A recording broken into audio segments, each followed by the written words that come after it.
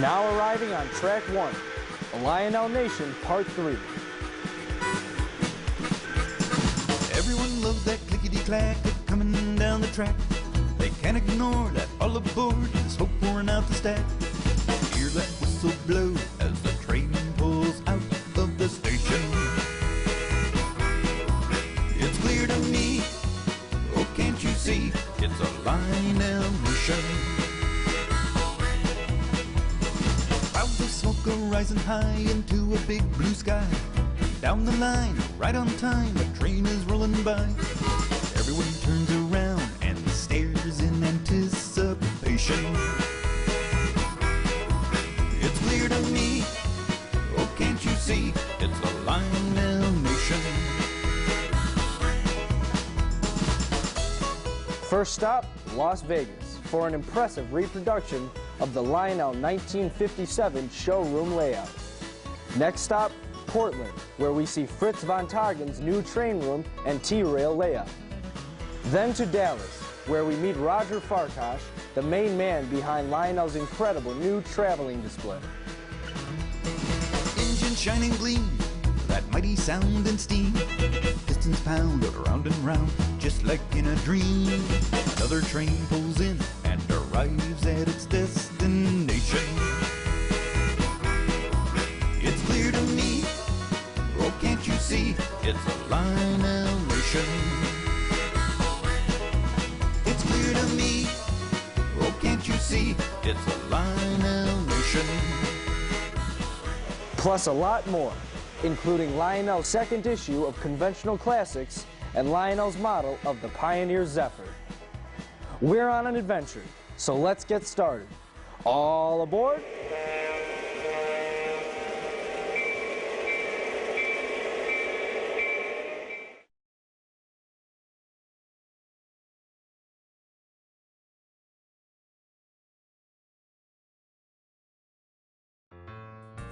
Over the years, Lionel has built showroom layouts to display their product line in action.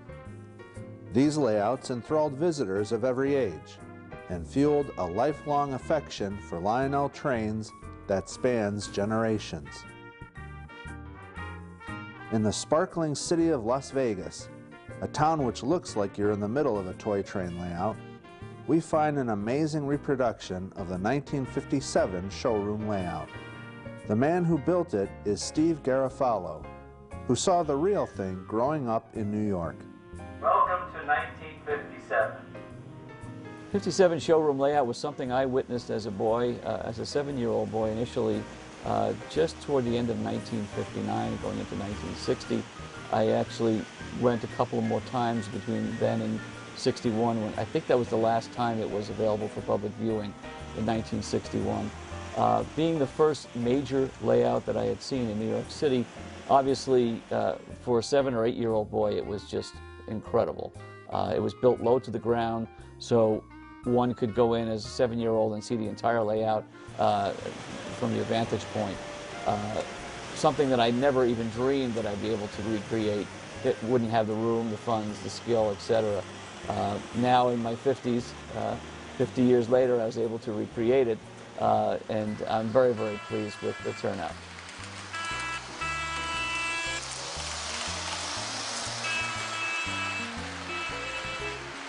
The original Super O layout was actually 32 feet by 16 feet. I didn't have quite enough room for that in my train room. If I did, I would have literally been wall to wall. So I basically compressed everything slightly. In my version, I'm 30 feet by about 13.5 feet. So I shaved a couple of feet off each side, tried to stay with the basic track patterns, geometry, and for the most part was successful. However, I modified the geometry slightly to let the various track loops interconnect. On the original showroom layout, the track loops were independent, and that was done for obvious reasons. They were running trains all day long. They did not want to go through turnouts. They did not want derailments. I wanted more operability on my layout, so I actually interconnected the loops. By doing that, I had to change the geometry slightly, but basically the 7 main track loops, the trolley line, and the short shunt line in the rocket launcher area are in the basic configuration of the original, as well as the underground subway line that is on the end of the table, end of the layout near the Triple Arch Viaduct in the waterway. Then, of course, I had Super O trains as my first set, so the Super O track was a big wow. And I remember three things distinctively: the drive-in theater, the baseball field, and the airport, all of which were static, there for display, not operational. When I recreated the showroom layout, I tried to recreate those three vignettes with some automation. Actually was able to automate the baseball field with the help of Willard Animations. I couldn't figure out how to make airplanes take off and land from a very short runway, but I did put some runway lights along that to give it some life. And the drive-in theater, with the help of Naeem Shah, who helped me build a frame for an LCD TV, basically kit-bashed an LCD TV, connected it to a DVD player, and made the drive-in theater an operational theater that I could show movies from the time.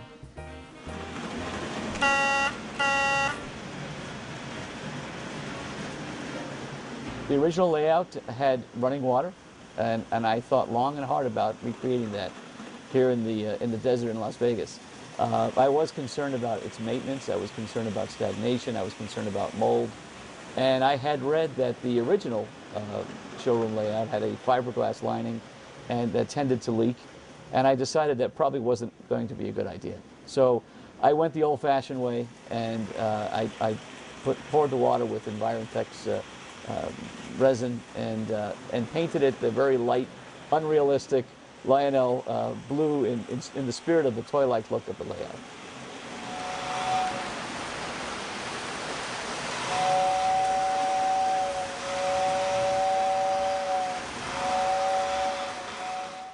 The original layout had a very elaborate highway system, actually had a couple of highways intersecting. I initially built this layout with just the one highway. I subsequently added a crossover highway, and I added a piece to the layout that was not on the original. I added a Corber kit of the original Lionel post-war factory, and I put that just adjacent to the control booth. As mentioned, the only Lionel-type building that was on the original was the JLC manufacturing building, which was on the 1949 showroom layout. But I decided to add the Lionel post-war factory, even though it was not on the original.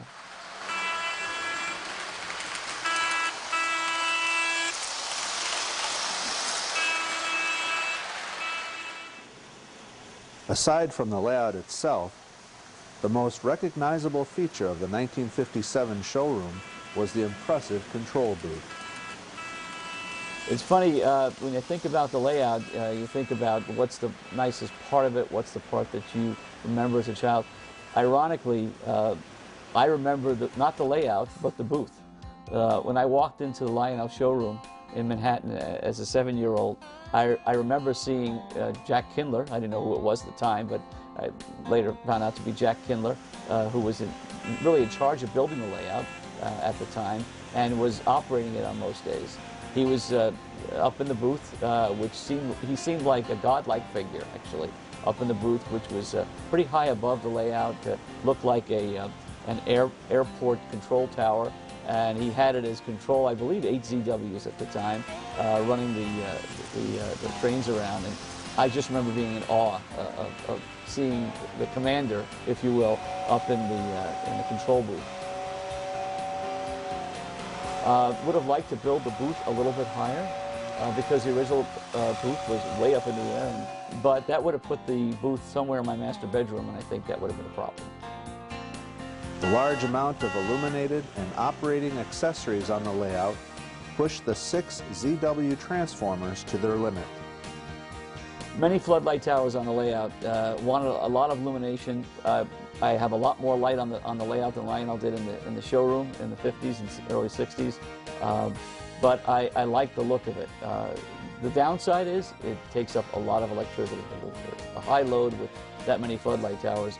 I believe I have over 90 bulbs on the layout, illuminating the layout, and I regret a bit that I did not go with 8 ZWs. I went with 6 ZWs on my configuration, but I do measure the load on each of the transformers, and when I have everything cooking and running 7 or 8 post-war sets with all the lights on, I'm generally pulling 8, 9, 10 amps per ZW, which is pretty much the max you want to pull on a ZW.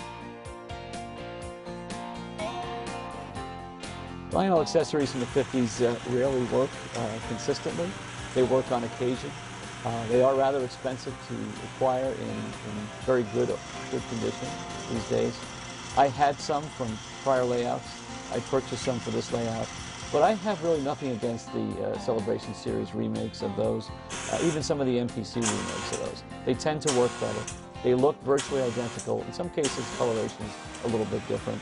But for the most part, they're acceptable substitutes, and I just thought it would be good to have a combination of the two for operability, and I didn't think it would hurt the aesthetics. I actually added a few more accessories to the layout than were present on the original to create a little more excitement and action. This layout really is about color, action, and a kind of a whimsical look at toy trains. It's not very scale-like. That is by design. I just love the look of it as a result.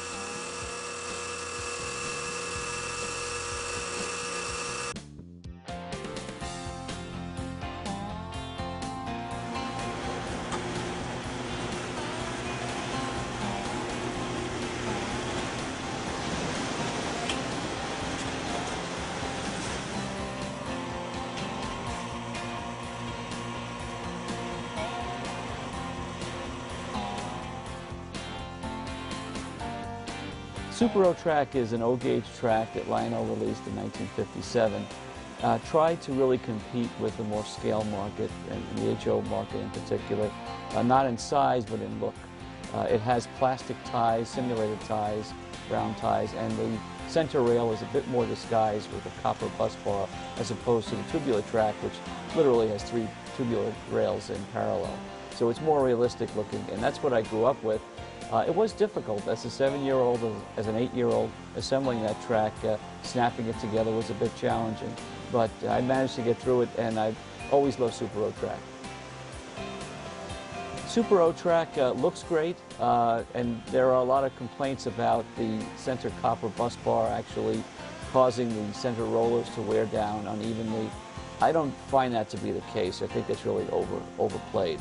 But the turnouts that were manufactured for the Super O line were done, I think, a bit in a rush, not really thought through well.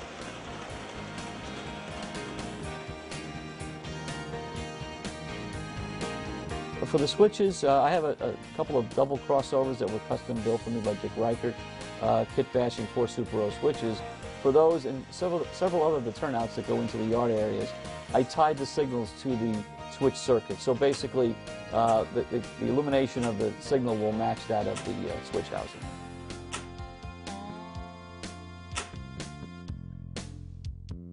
Well, I have, in the last 20, 30 years, collected quite a few trains, all vintages, all eras, several manufacturers, principally Lionel.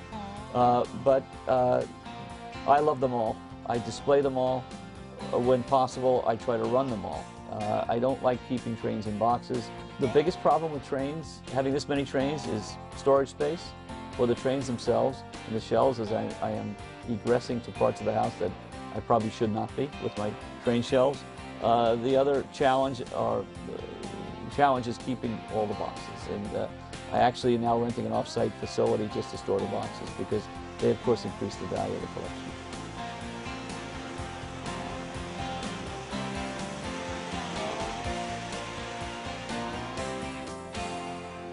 Oh, my first train set came to me in Christmas of 1959. It was a Virginian set, Super O set, and that was the beginning of it. I just absolutely loved that set. The Santa Fe Streamliner set with the various presidential candidates on the sides. It's a set from 1961, headed by the Santa Fe's. The last of the series of Santa Fe's, 2383, I believe, is the number. They look just as good as the old ones. One could argue some of the detail on the side and ladders and such is not as crisp as the original Santa Fe's in the early 50s. And before that even. But I'm very happy with that set. It fits in the time period in which the layout was built, and I try to run, when I run post-war sets on the layout, I try to run things that are in the 57 through 61 time period, because that's when it was around and that's appropriate for that layout. GG1 set was headed by a 2360 Tuscan single stripe GG1. The most difficult part of that set is getting the battery in the GG1 for the horn. But other than that, it's a nice running set. It has the Ford truck transformer car, which is a very, very nice piece, very well-made piece, very expensive piece to purchase these days, and has vintage post-war rolling stock. Nothing spectacular, but very utilitarian. I just like the way that set looks. Norfolk and Western J was originally cataloged in 1957. The set that we ran today on the layout was a 1959 set headed by the Norfolk and Western J. Quite unrealistically heading a bunch of military and space vehicles, but that's what the toy tray line was like in 1959, as Lionel was trying to develop new markets and really appeal to the space age. Burlington Alco is a very, that set was from the early 60s, I believe 1961, and that engine struggles just to pull those few cars. But it's a cute little set, and for that part of the layout where I ran it, which is basically a circular loop going in and out of the mountain in the rocket launcher area, it's appropriate. The Alaska set, 1959 set, relatively inexpensive set in the 027 line. The only Lionel switcher set engine, I should say, to my knowledge, that had the air brake assembly on the roof, and quite an attractive set. I occasionally also coupled the 6464 boxcar in the Alaska Railroad series, but didn't for the video today. In addition to the layout and collection of trains and accessories, Steve also has quite a few desirable miscellaneous Lionel items. Lionel tools, something I always wanted to acquire, and with the help of some friends at York, I was able to acquire almost all the tools manufactured, except for the big steel stamping presses and such, but all of the hand tools in pretty good condition. Gordon Parry, a friend of mine, sold me most of them. I acquired some others from a few other folks, but the collection of tools, I actually do use them. I'm not afraid to use them. I also have a test bench, the 5F test bench, which was the last in the series of test benches made, and one made with Super O-Track and HO track. So in keeping with the theme of the layout, the 5F is perfect. And I do get a lot of use out of the hand tools and the test bench. I purchased a ticket office just recently. I won't mention the price, but it was many times over what the original price was in the catalog. I always wanted it. I never got it as a child. I paid dearly for it just recently, but I love it. I have it as a kind of a permanent fixture in the back of the room. And I did decide, I actually purchased it mint in a carton, but I did decide to construct it and put it on display.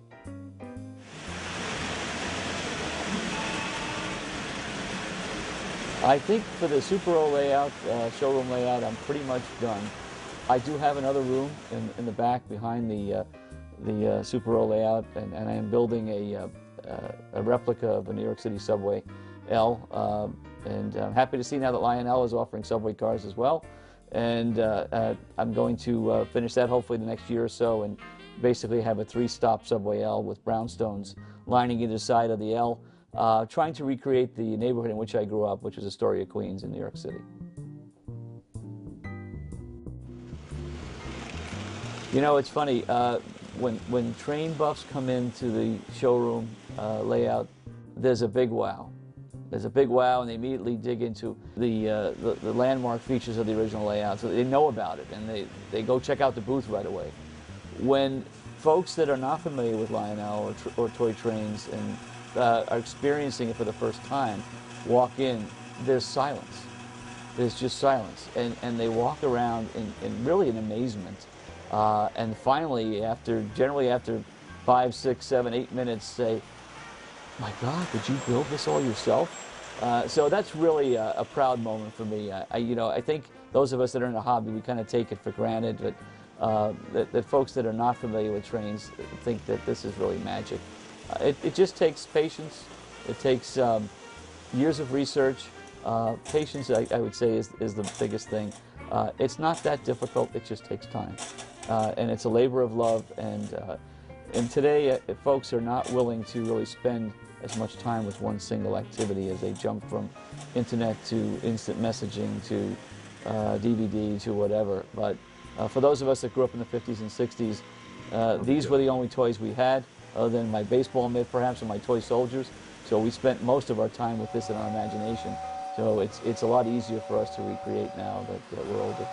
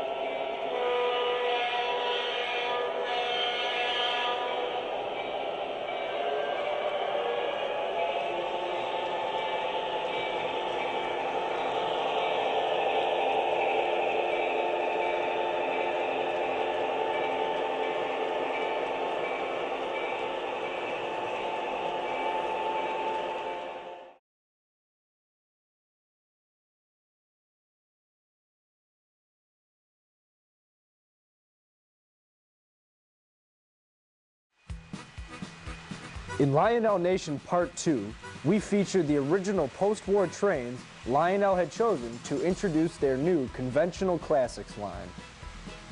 Now let's look at the post-war trains Lionel has chosen for their second issue of conventional classics. At the top of the batting order is the king of all Lionel F3s, the Santa Fe in the classic war bonnet paint scheme. The Santa Fe F3 is Lionel's best-selling locomotive ever, and the war bonnet paint scheme is considered the most striking to ever grace any F3. The 2343, introduced in 1950, came with magnet traction. The 2344 New York Central F3 was also released in 1950. The Centrals are decorated in the lightning stripe scheme. Set number 2185W will be offered, which includes the 2344 AA diesels. Also included is the 3464 Santa Fe operating boxcar, a Lehigh Valley hopper, a 6465 Sunoco two-dome tank car, a New York Central gondola with barrels, and a 6457 illuminated caboose, featuring ladders and toolboxes. The F3 was post-war Lionel's greatest achievement. Operators love them because they're such great runners. Collectors love them because even during a challenging economy, they hold their value.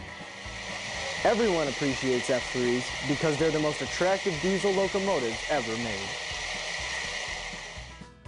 From 1957 comes the Bud Rail diesel cars. Bud cars were basically motorized passenger cars. Lionel offered two types, an RDC-1 and an RDC-4. The RDC-1 has passenger windows running the length of the car. RDC-4s have access doors for baggage storage and mail service. Lionel's powered RDC-1s are numbered 400. The non-powered versions are numbered 2559. Lionel's powered RDC-4s are numbered 404, and the non-powered versions are numbered 2550. The Bud cars will be offered in two sets. number 404 heading 22559 cars, and a number 400 with a number 2550 car. In 1958, Lionel offered the 1593 work train headed by an attractive number 613 Union Pacific NW2 switcher. The switcher was available for only 1 year, so it became rather collectible. The consist features a 6476 hopper, a 6818 flat car with transformer load, a 6660 boom car, a 6112 gondola with canisters, and a 6119 DL&W work caboose. The conventional classics are giving today's operators and collectors the opportunity to own reissues of classic post-war Lionel trains at a fraction of the cost of the originals.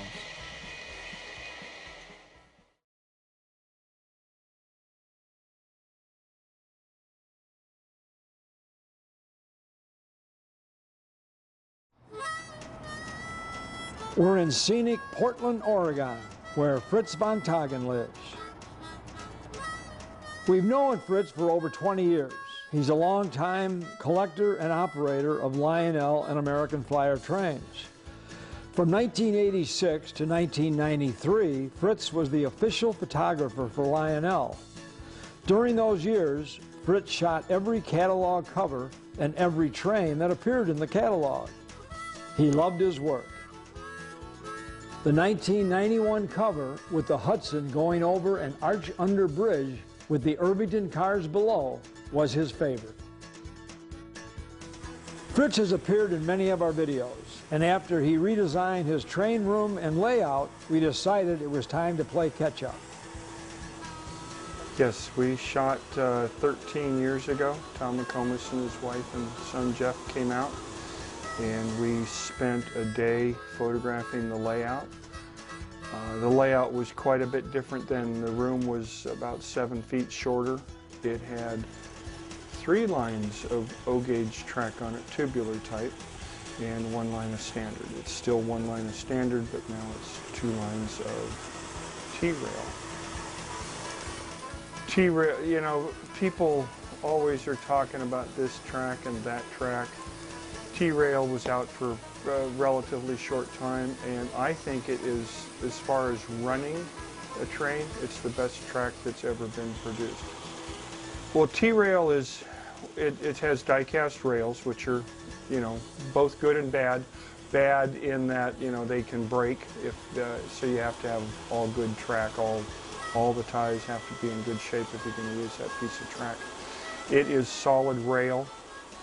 The rails are held together with fish plates, little nuts and little bolts, and that just gives it perfect conductivity. There are also slides for the center rail. I've run on pretty much everything, and nothing runs like T-rail. Along the outer perimeter of the layout, Fritz has a line of standard gauge track. When it came time to put down the base color, his wife offered an unusual suggestion. And the last time I had used an indoor-outdoor green carpet, and like I had used when I had photographed the Lionel catalog. My wife suggested that I use a different color, something that wasn't going to argue with the different colors of the accessories on the layout. So she looked around and she found this color called mulch, and I looked at it and I thought it was not a good idea, but she said let's give it a try. So we got a sample and we brought it home. We started putting accessories on it, and it was incredible. You didn't see the accessory, I mean, you didn't see the background. All you saw was the accessory and the color of the accessories. The mulch color being very neutral just lets the color live on the layout. It's a beautiful combination.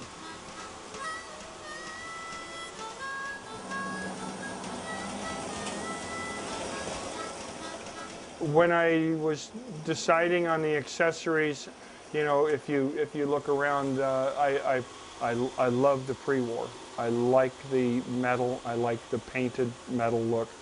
I don't really like the plastic look. I like it in the post-war trains because they really look good. They lend themselves to molding and painting with the size of the trains they were making. But as far as the accessories, I didn't want the plastic buildings because you could see through them with light, and that would have been a lot of work to, you know, get the light not to show through. And I much preferred the older buildings and the older accessories. So that's pretty much what I went after, was the pre-war look. And I'm not particular whether I'm Flyer or Lionel or even Colber or Marks. It's just whatever accessory seems to be appropriate and what looks good together is great. So I went with that. My accessories pretty much stop at, I would say, like 1948, 49. They might hit 50, but they're usually their better accessories. Well, I have the early terrace. I have the powerhouse.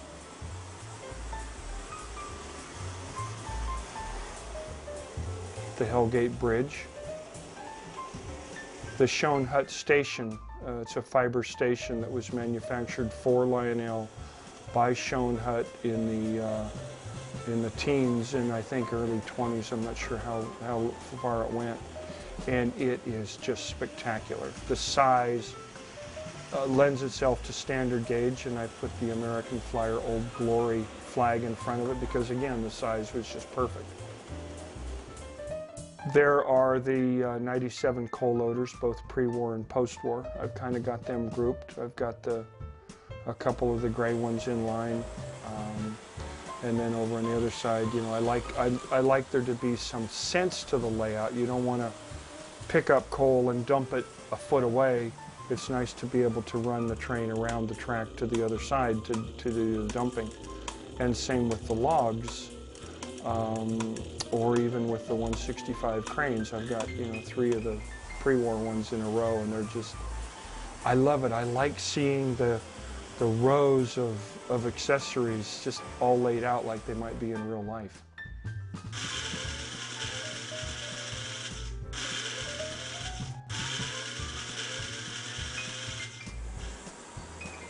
Fritz's collection of standard and O-gauge trains includes some of the most iconic and desirable pieces made in the pre-war and post-war eras. The Santa Fe passenger set. Well, when I got the set, it was all in the boxes. There was no set box to it. I didn't know about set boxes or anything else then. I paid the princely sum of $50 for that 2333 set with all of the cars, and it is the hex head variation, which I think is one of the nicer looking ones.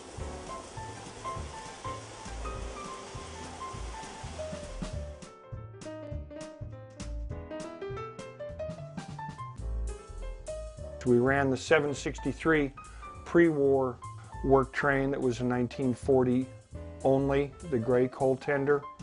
It had the high coupler die-cast searchlight crane car. It had a high coupler, which I've never seen before, gondola with nickel plates. It had the deep dish 2810 crane car and the 2817 caboose was late colors and nickel plates, which I was real fortunate to pick up at York. Right after, probably within an hour after Tom McComb was telling me that it existed. I didn't know the thing existed.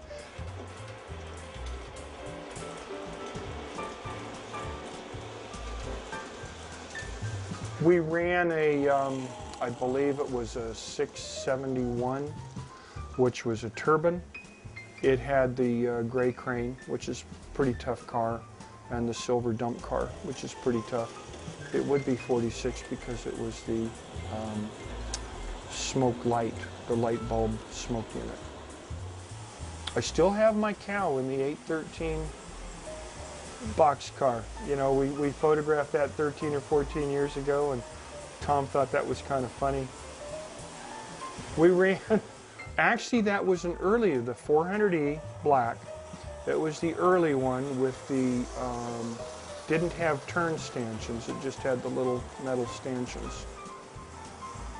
That set comes with a maroon 212 gondola, terracotta searchlight, the crane, and earlier caboose.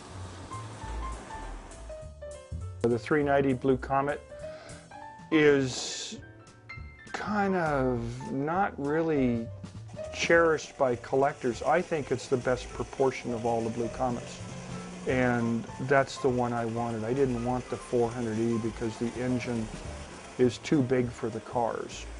The 390 is just a beautiful scale to the cars. It runs beautifully. The thing just ran beautifully. I think it's just a beautiful set, smooth as could be.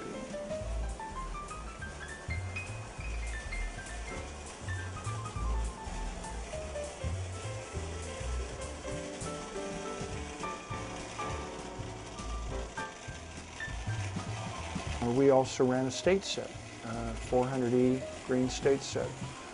I've been fortunate enough to have 3 state sets. I have a brown 408 state set, I have a 381 3-car state set, and a 400E earlier state set. And that, again, ran just as well as could be expected.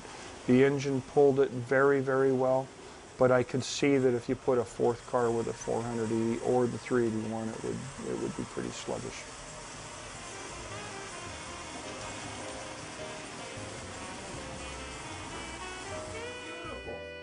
Fritz has managed to acquire an impressive amount of original Lionel tools that he actually uses when servicing his trains. I used to do repairs for some of the toy companies when I lived in California, some of the toy stores, hobby stores. When I was getting ready to move up to Oregon, they said, well, you know, we're not going to be doing any more repairs. And they asked me if I would like to buy the tools. And I did. I mean, he had the rivet set, the rivet press, the wheel set, most of the screwdrivers and all of the wrenches and the 2 holders and the E-unit spreader and the E-unit vise. Then I picked up the pre-war test bench, and then I wanted the red rivet press as well as the blue one. And I actually like having 2. I mean, I use one press, I might be using one to pop the rivets out, and then just slide over and use the other one to pop the rivets back in. So 2 is not a bad thing. It's not, you know, what the heck, I enjoy it. We asked Fritz whether he's a collector or an operator. He had to think about it. Wow. Good question. Do I consider myself a collector? I'm a collector. I enjoy the hunt. I enjoy finding the trains. If you looked at my shelves, you'll see everything is pretty much original sets. And I pretty much try to put them in order on the shelf in the order they were shown in the catalog. I just kind of like that. I do not collect a train just because it's scarce, rare, hard to find or whatever, unless it's in good condition and unless I like it. I started out post-war, then I went to pre-war, well, standard gauge, and then I went to pre-war O gauge, and then I found myself just totally confused, and I thought, well, what the heck, let's just collect what you like.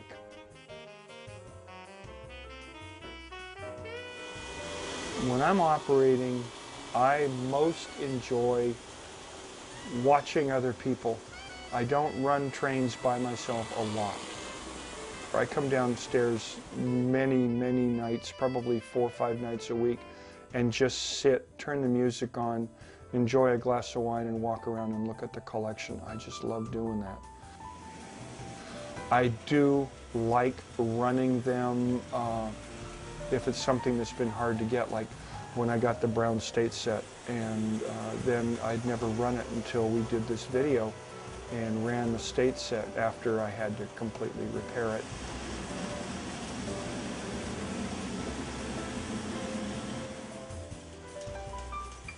I just hope people enjoy the hobby, and I What I don't like seeing is people getting things just because they think they have to.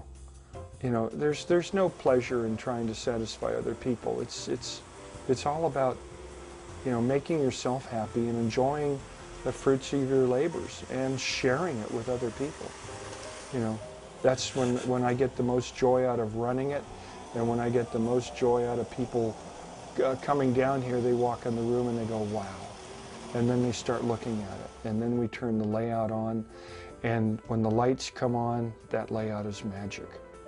And then when they see a train run, they almost can't take it. So, you know, that's cool.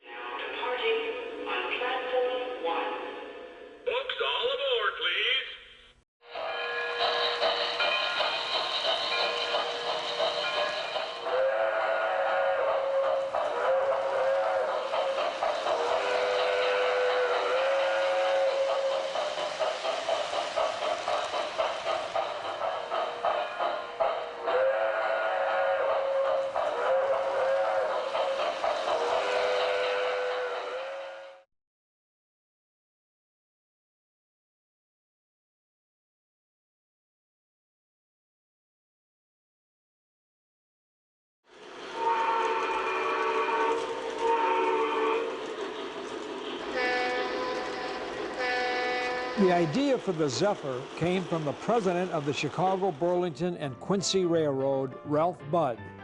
It was the Great Depression, and the railroads were feeling the pinch like everyone else. Ralph wanted to create a train that would compete with the growing popularity of automobiles and airplanes. 3 new railroad developments came together to create the Pioneer Zephyr: streamlined car body design, articulated trucks, and diesel-electric motive power. All 3 contributed to the Zephyr's impressive speed capabilities. Budd's first step was to meet with Edward Budd, president of the Budd Company. The 2 executives weren't related, but they shared a vision for creating an exciting new train. The company was relatively new to the railroad industry, but they had recently developed a process called shot welding to join stainless steel.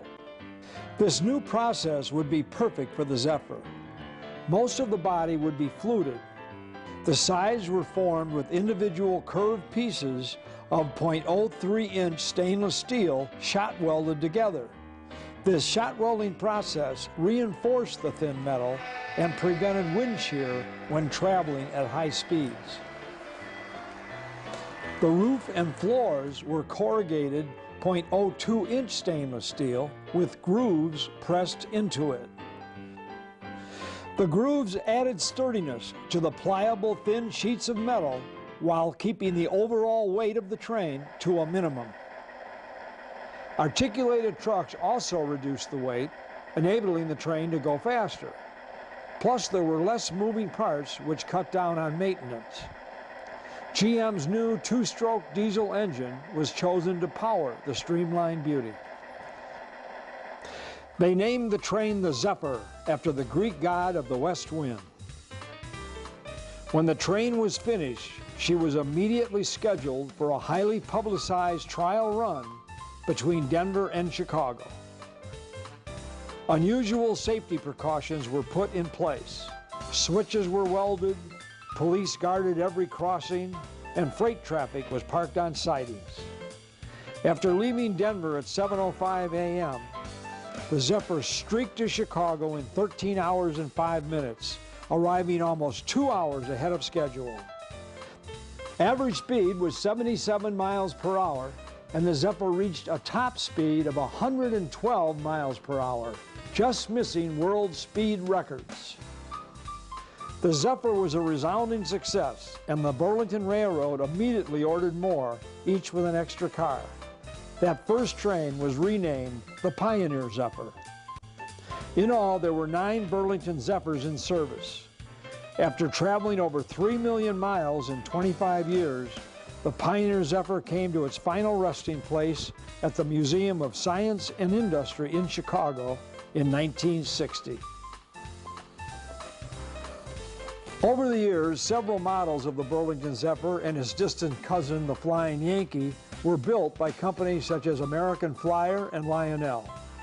The tin plate pre-war models have become collectible and add to the overall whimsy of a bygone era of toy train production. In 2004, Lionel produced a new model of the train.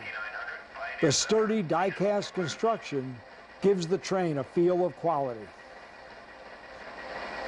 Burlington 9900, Pioneer Zephyr, you are clear outbound. Rail sounds include authentic Whitney two-stroke diesel roar, along with traditional tower comm and crew talk.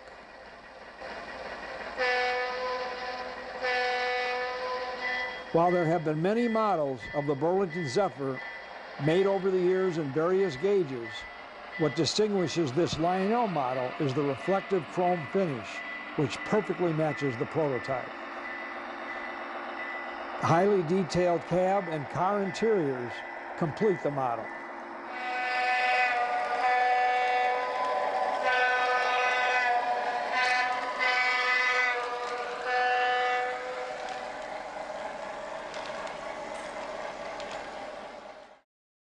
Attention passengers, the 20th Century Limited is now arriving on platform 1. Out departing, 20th Century Limited. All aboard! Attention passengers, the 20th Century Limited is now departing on platform 1.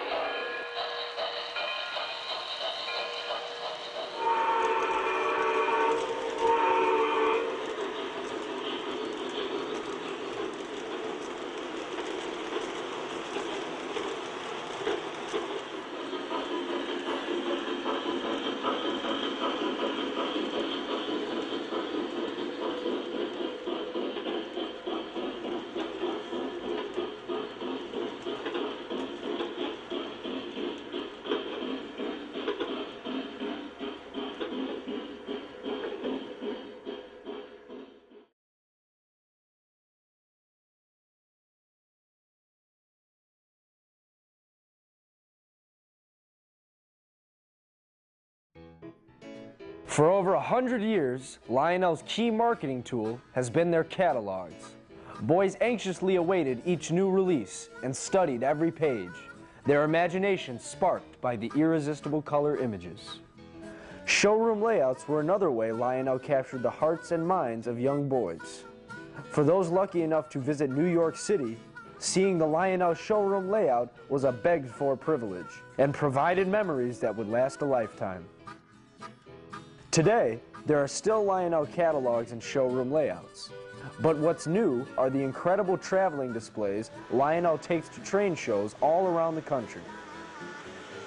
The newest and most amazing display ever was recently unveiled at the Train Collectors Association meet in York, Pennsylvania.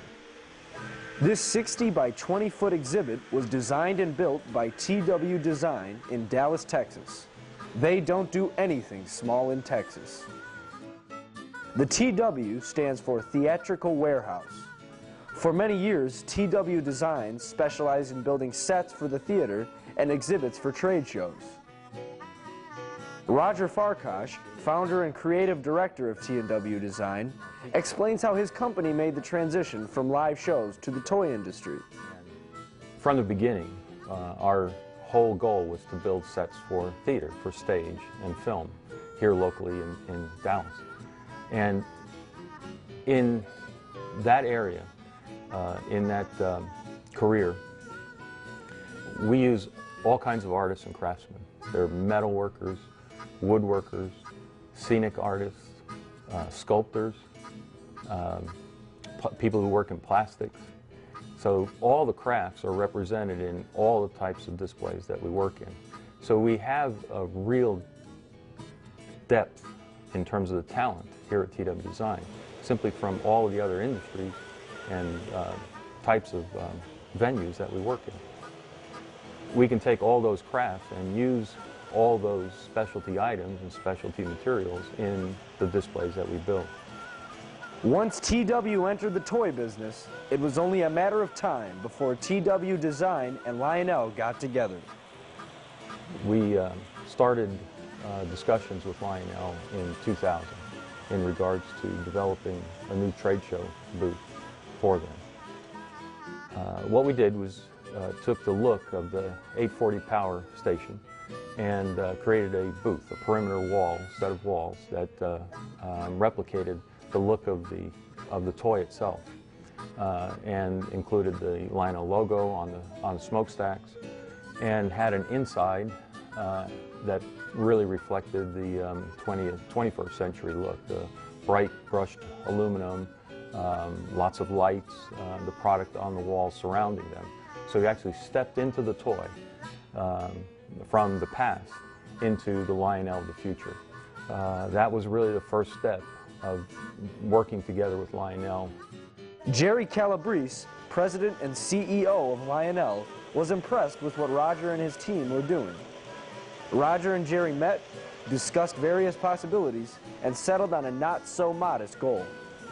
Let's make the largest and most lavish celebration of toy trains ever, they said. All that remained was to work out the specific design details, and, of course, to do the work. The first thing that we ask is, what are the maximum perimeters that the display will be used in? In addition, we need to know what the max presentation of the layout portion of the display would be. So once we have those parameters established, in terms of the largest, we need to know, okay, what's the smallest? Where is the smallest use going to be? There are many times that you may do a display in a convention hall and turn around and 2 weeks later you may be in a hotel ballroom or even smaller venue. Here's our third parameter. It has to fit on a truck. It has to be able to be disassembled and put together easily and fit inside a minimum size truck and then a maximum size truck. Once we get a sign-off, all of the detailed drawings need to be done, and that can take, especially on a booth this large, about 4 to 6 weeks depending on the project. From the actual start of construction to the delivery at York in October was about 8 weeks total production time. So overall, from sign-off to delivery, it was about 3 months. The finished product can best be described as a spectacular Lionel showroom on wheels and a candidate for the Guinness Book of World Records. Basically, there's towers, 4 towers that run across the back of the booth on 20-foot increments. Between those towers is cabinetry that supports a slat wall unit. The center 2 towers of the back wall have corresponding towers at the front edge, the 20-foot edge of the booth, that are connected by arches, basically a truss bridge-looking arch with the Lionel logo that connects the 4 towers. That 20 by 20 elevated perimeter at approximately 7 foot 10 inches tall has a 72-inch radius track that runs around the perimeter of the booth at the top.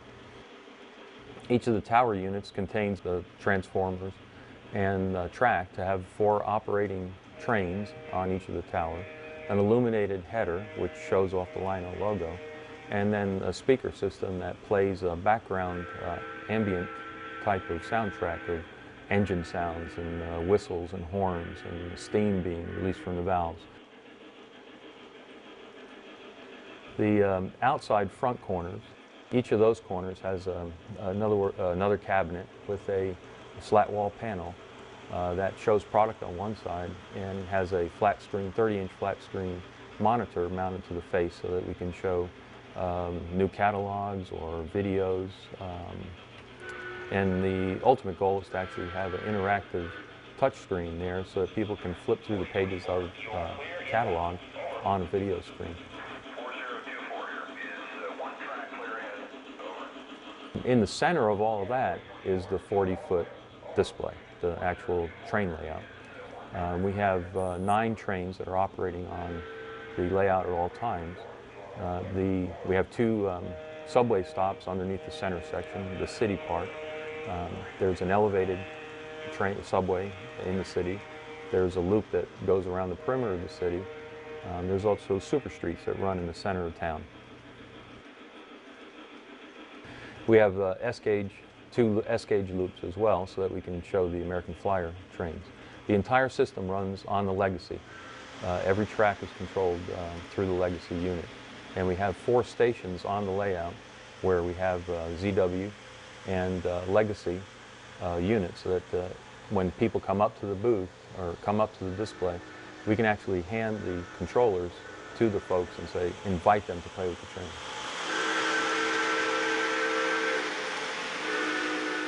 When you combine all the trains that are running on the tower displays, running across the perimeter trusses, all the trains that are running on the Lionel train layout in the center of the booth, we have 36 trains running at any time. It's very, very experiential.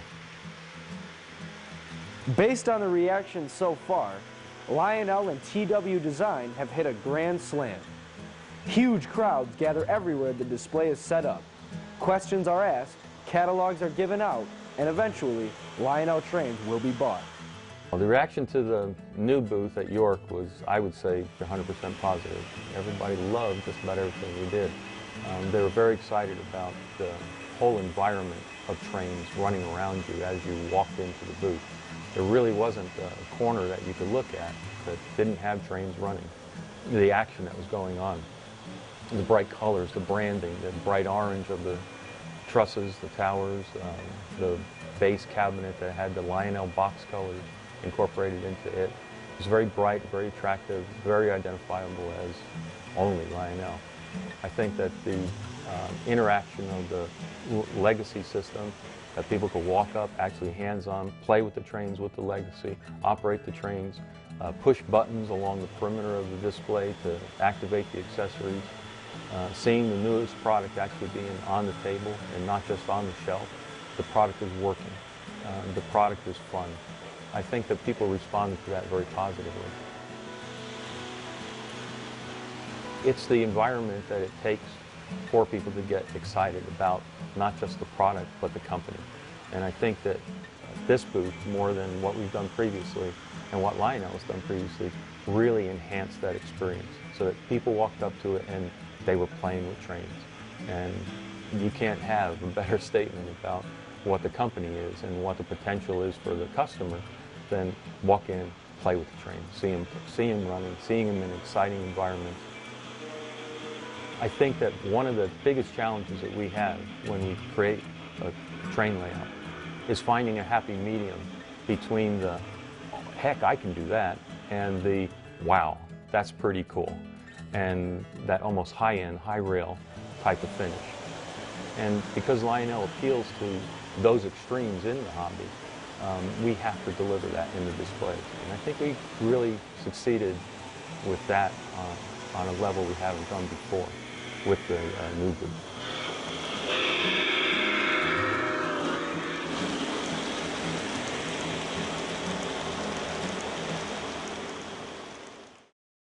Attention passengers, the 20th Century Limited is now departing on platform 1.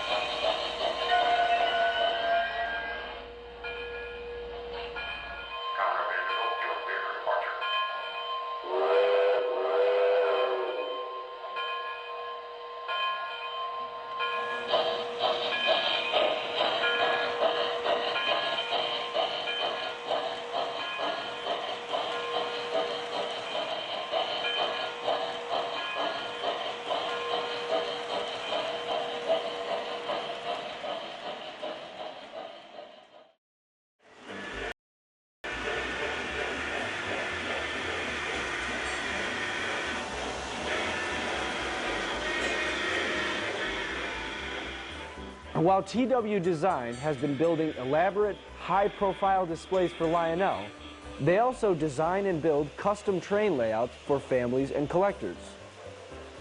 The range of layouts that we do build goes from a simple 4x8 table up to a complete installation that could fill a room. Our whole goal is to create layouts that can come out of the attic or out of the basement and literally be in the middle of the family room and be an heirloom piece that is going to be admired by everybody who walks into the room. Even moms and wives will say, if you could build a layout like that, you could put it in the family room. We really pride ourselves because of our theatrical experiences. They tend to be more sculptural. You can approach the layout from all sides and it's interesting. One of the layouts that we recently visited was the one that is T-shaped. It was a very high-end home, so the layout needed, again, to look like furniture.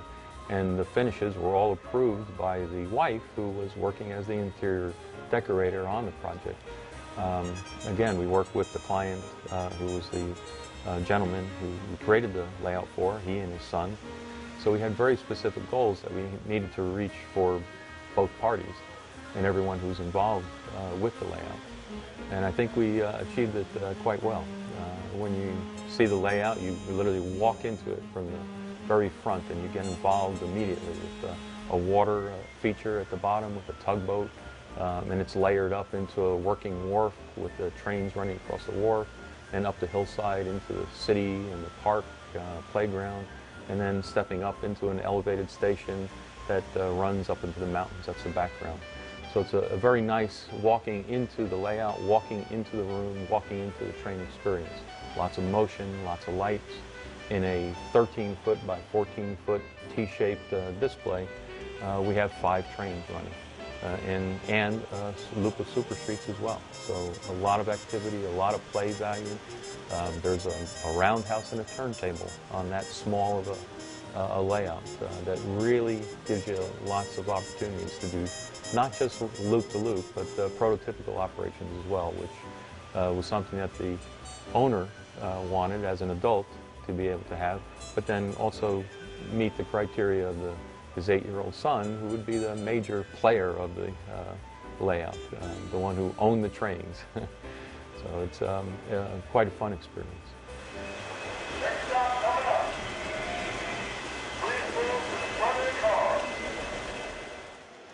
On some of the layouts that we've worked on, we were invited to work on just specific elements. The client may already have a table that he's constructed. He wants to add some of the features that our craftsmen and artists can create to a much higher level. The particular attic display layout that you saw was one where the table was completed. The owner is a very talented individual himself who did all the basic table work and actually had started putting some of the mountains together. And we had worked on layouts together in a club that we belong to. But he knows that, again, the capabilities we have are at another level, and he was able to invite us to create the mountains and work with him, show him how to work, carve the mountains to a greater level of detail than he had experience-wise, and we actually taught him how to carve the mountains, seal the mountains, paint the mountains, and just take his whole display to a much higher level than it was previously.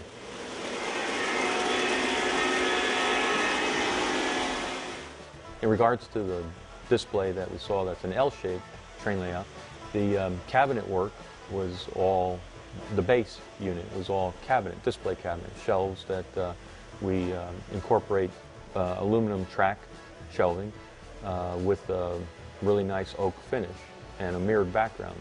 So it has the ability to really show off the trains well in a support element that holds the whole table on top of it. The table you saw was an L-shaped table. It had 3 loops, operating loops of a train in it, and a super street effect as well.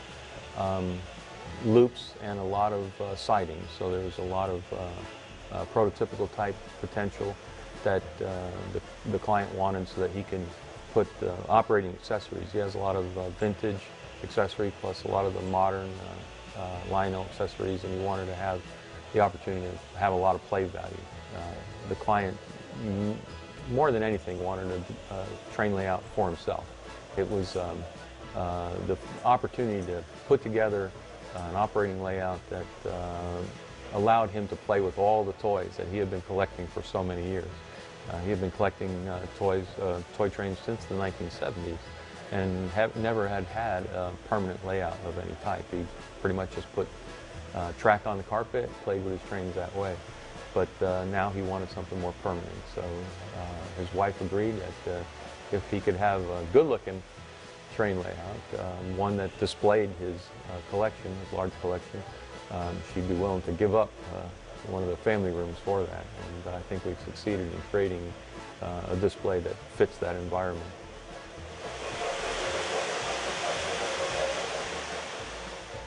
The train layout itself is one thing, but again, I think the element that really creates a legacy for the family to own is when we do the custom legs or these special legs that talk about the product, talk about the train experience, talk about the branding.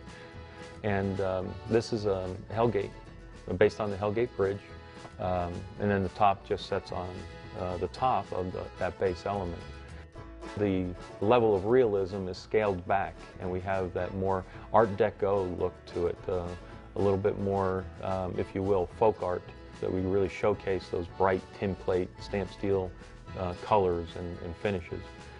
It's really meant to be a fun little two-loop with some switches that you can go back and forth between the loops and to a couple of sidings and have a lot of fun playing with.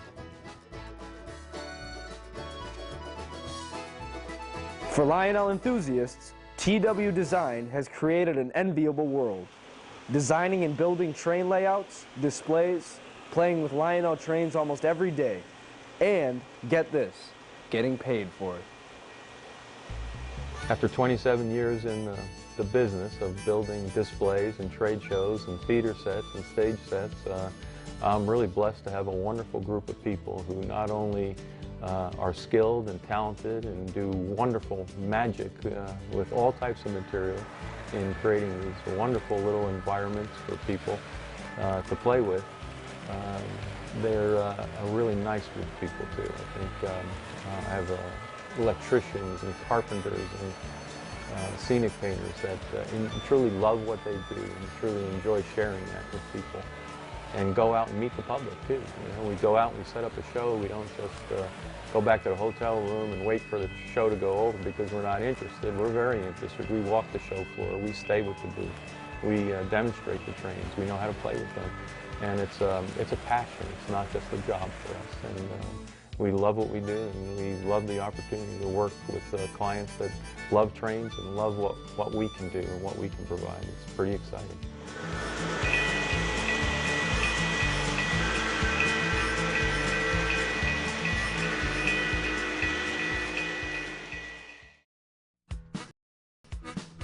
Well, time to go. Hope you enjoyed the show. Coming soon, Lionel Nation Part 4.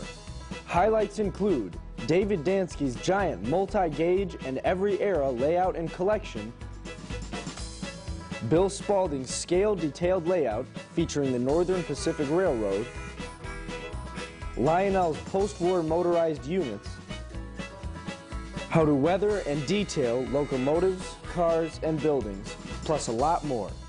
Lionel Nation Part 4. Don't miss it. The train is rolling by. Everyone turns around and stares in anticipation. It's clear to me, oh can't you see, it's the Lionel Nation.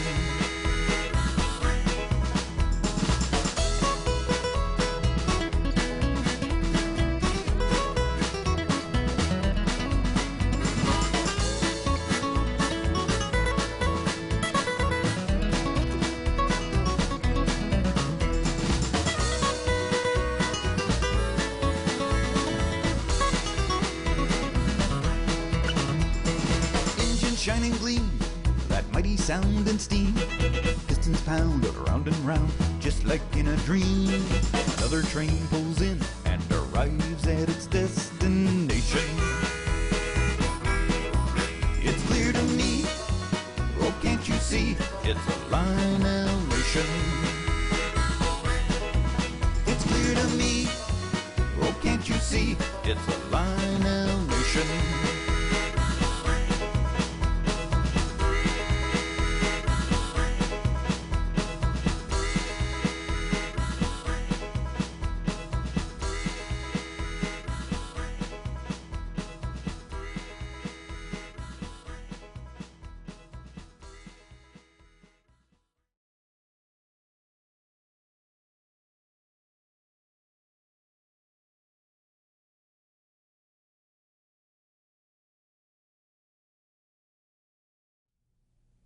Hi everybody, I'm Tom Snyder and welcome to the Lionel Train's 100th anniversary.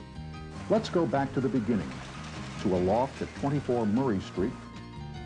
The growth of the company, the great job that Joshua Lionel Cowan did starting in 1900, the development of the Lionel trains, the hobby, the marketing, the promotion of it. He was a master at all of that. He was a great innovator. I think Lionel has always been an innovator down through the years. They've done some great stuff. It's still such a mystery how that old Lionel brings out the kid in me.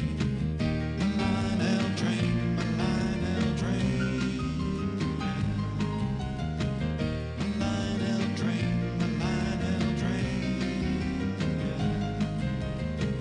One day, many years ago, I remember my first toy train. I opened up the box so carefully, and I knew Lionel was staring up at me. My Lionel train, my Lionel train. Yeah. My Lionel train, my Lionel train.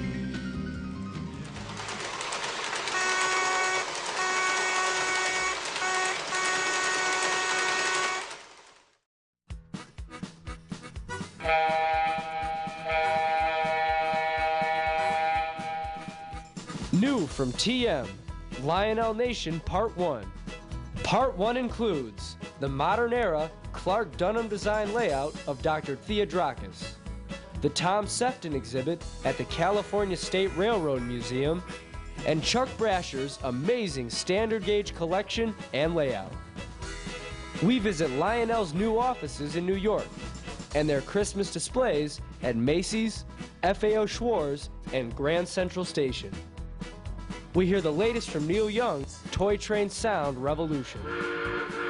Our Then and Now segment compares new scale model versions of Lionel icons like the Hiawatha, GG1, and Santa Fe with their original toy versions. We show you how to add an extra line to your layout, plus lots more. Lionel Nation, 60 minutes of great train action, stories, music, and fun. All aboard!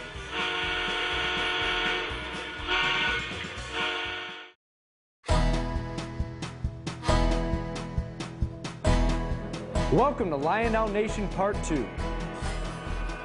We visit Norm Charbonneau's incredibly realistic high-rail, weathered, legacy-controlled modern era layout. Then we cruise on over to John Potter's colorful, all-original, and mostly boxed pre-war collection and layout. We take a behind-the-scenes peek at a toy train auction and a look at the engines and cars that inspired Lionel's new conventional classes. Plus both the real Excella and Lionel's amazing model in action. 65 minutes of great Lionel action, stories, and fun. Prepare to be amazed. Lionel Nation Part 2. All aboard!